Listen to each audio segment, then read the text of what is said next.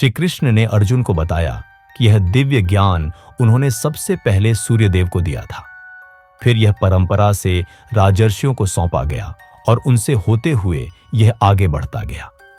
परंतु समय के साथ यह ज्ञान लुप्त हो गया, इसलिए अब वे इसे अर्जुन को प्रदान कर रहे हैं, क्योंकि अर्जुन उनका प्रिय भक्त और मित्र है। अर्जुन को संदेह हुआ कि भगवान कृष्ण, जो उनके समकालीन हैं, वे सूर्य देव को यह ज्ञान कैसे दे सकते हैं। तब श्री कृष्ण ने अर्जुन को बताया कि वे स्वयं अविनाशी और सनातन हैं। वे अनेक जन्मों को जानते हैं, जबकि सामान्य प्राणी अपने पूर्व जन्मों को नहीं जानता।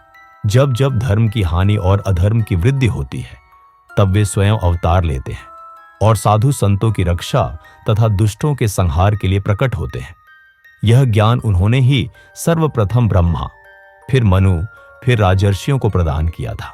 भगवान श्री कृष्ण बताते हैं कि जो भी व्यक्ति उन्हें सच्चे हृदय से पहचान लेता है और पूरी श्रद्धा से उनकी शरण में आता है, वह जन्म और मरण के चक्र से मुक्त होकर मोक्ष को प्राप्त करता है।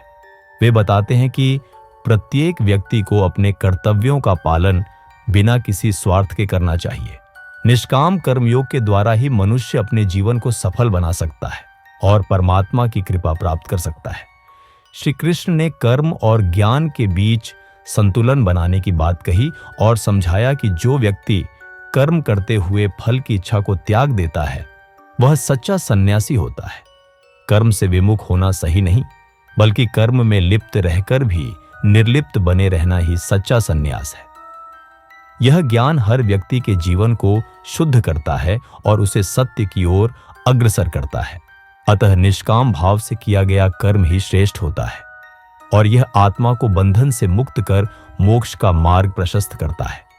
इस प्रकार ज्ञान और कर्म दोनों का संतुलन साधकर मनुष्य जीवन को सार्थक बना सकता है और परम आनंद की प्राप्ति कर सकता है। इस अध्याय से हमने सीखा कि सच्चा ज्ञान और निष्काम कर्म ही मोक्ष का मार्ग है। इसी के साथ आज का अध्याय समाप्त होता है। अगले अध्याय में फिर मिलेंगे। तब तक के लिए चैनल को सब्सक्राइब, लाइक, शेयर करें और कमेंट करना ना भूलें। धन्यवाद।